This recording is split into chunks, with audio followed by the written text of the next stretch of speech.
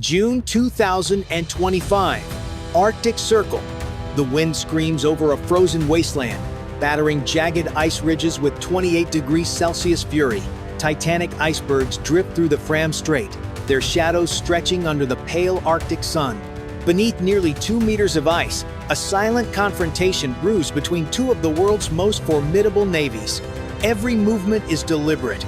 Every sonar ping, every course adjustment could be the spark that ignites a war no one wants.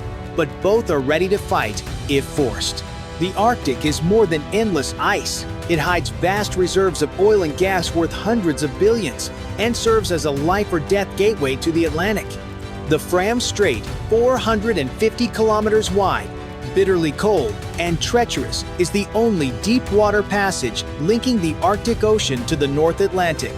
Control here means power over critical maritime routes and the ability to threaten or protect vital sea lanes. For Russia, this is home territory. Nuclear submarines patrol these waters, carrying missiles capable of striking from thousands of miles away. For the United States and NATO, the strait is a defensive line that cannot be breached.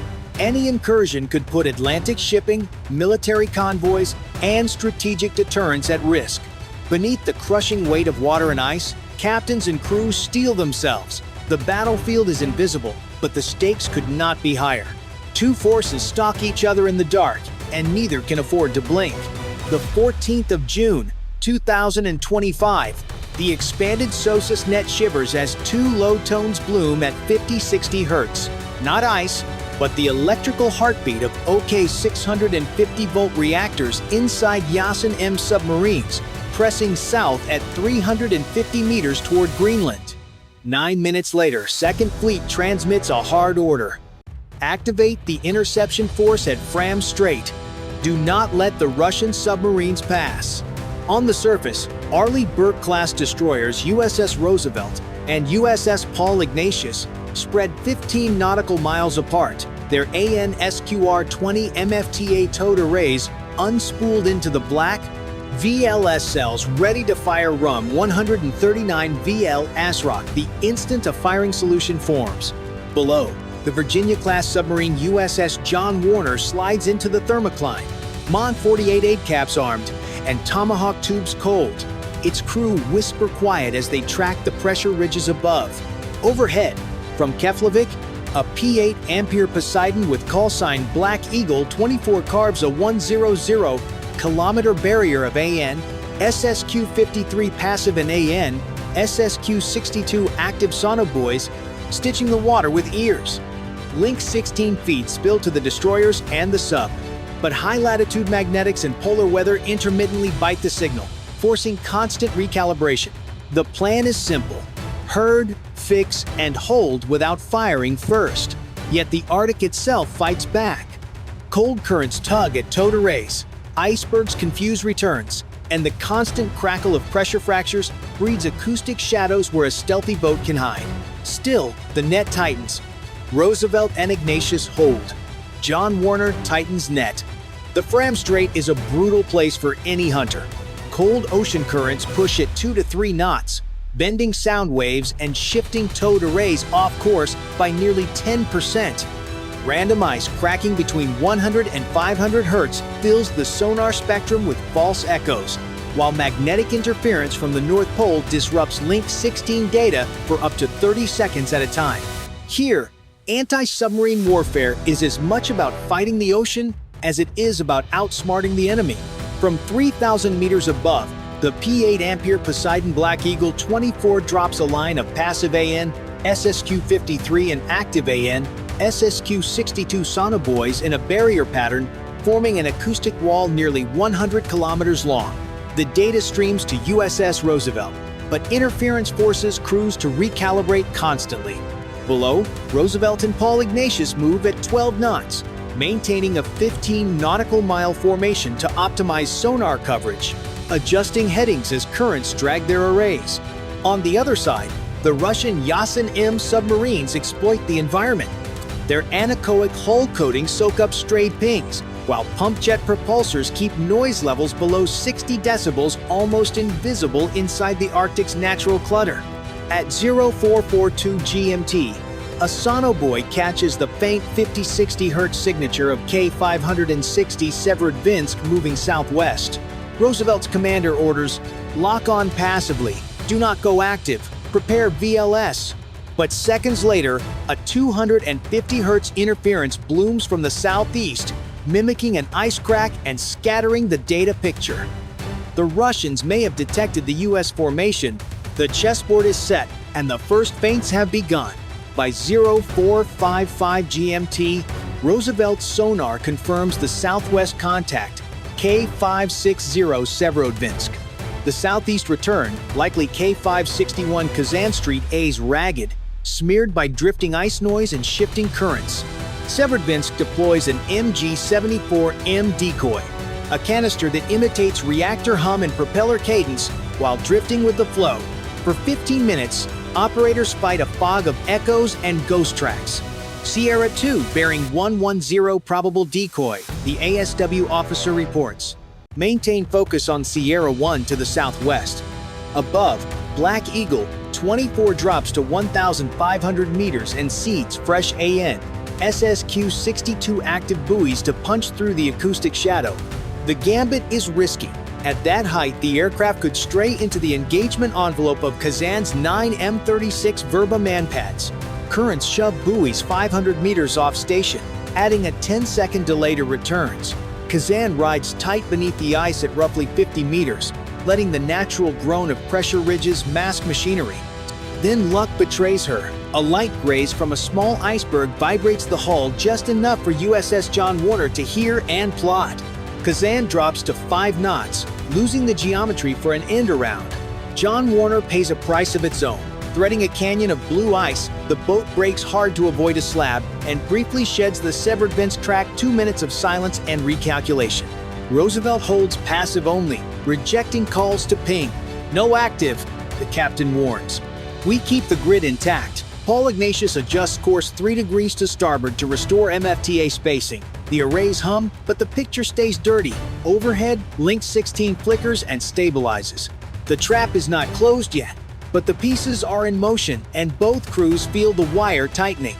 By 0507 GMT, 180 nautical miles from Svalbard, the Arctic seems determined to break both hunters. Ice fractures boom through the water at 100-500 Hz, shaking sonar screens with false pulses. Cold currents twist towed arrays, while magnetic interference briefly severs Link 16 contact between USS Roosevelt and Black Eagle 24.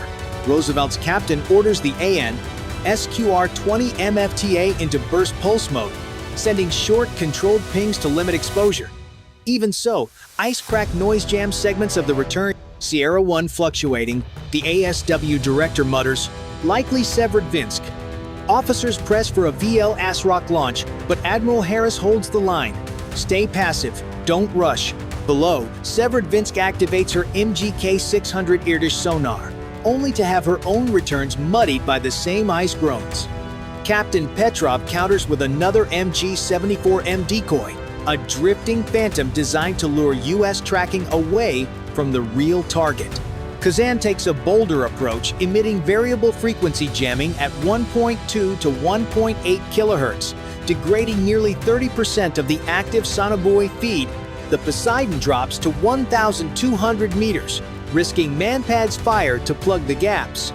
Meanwhile, USS John Warner, maneuvering near dense ice to intercept Severodvinsk, rushes an iceberg hard enough to jolt the AN SQS-53 sonar. Captain Chen deploys a Nixie decoy to divert any hostile torpedoes while damage control checks the hull. It's only a scratch, but in these waters, even scratches can be fatal. The fight is no longer just stealth against stealth. It is machines versus nature, skill versus physics, each side gambling that the other will be the first to blink. At 7:17 GMT, the calm shatters. Severodvinsk fires a single sharp active ping, clear, unmistakable, a ranging signal. Admiral Harris orders, "Active sonar, 4 seconds, full power." The pulse thunders through the strait, echoing off ice walls and seabed alike, lighting up the US. Position within 250 nautical miles. On Kazan, Captain Sokolov hears the blare of active lock alarms. "Are they trying to start a war?" a junior officer whispers. The tension is suffocating. The Russians respond with precision. Kazan deploys variable jamming. Severodvinsk drops an MGT-1 thermal decoy and dives to 500 meters, hiding in the thermocline. But the Americans press.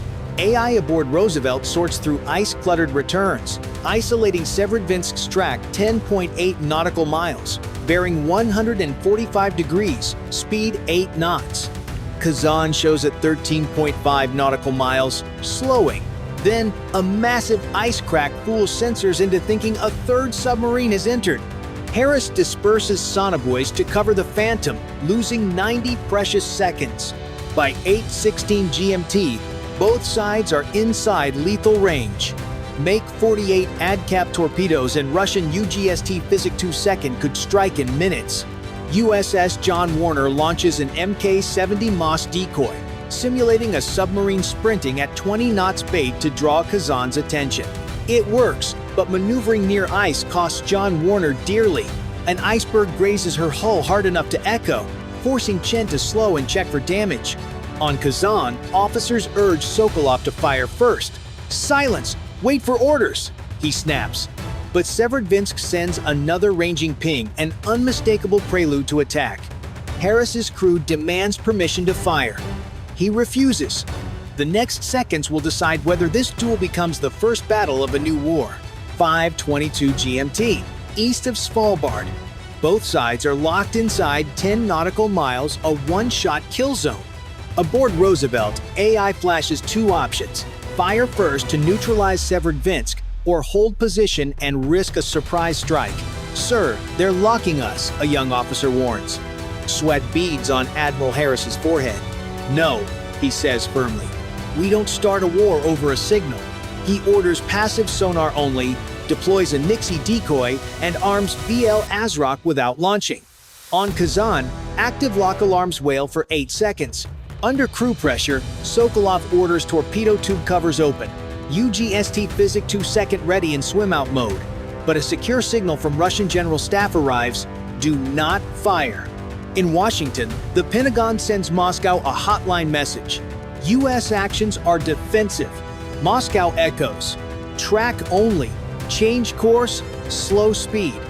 Moments later, John Warner launches a second Mk-70 Moss decoy, simulating a charging submarine. The false target rattles Kazan's sonar picture. Pressed by the U.S. net and relentless ice crack noise, Severodvinsk turns east.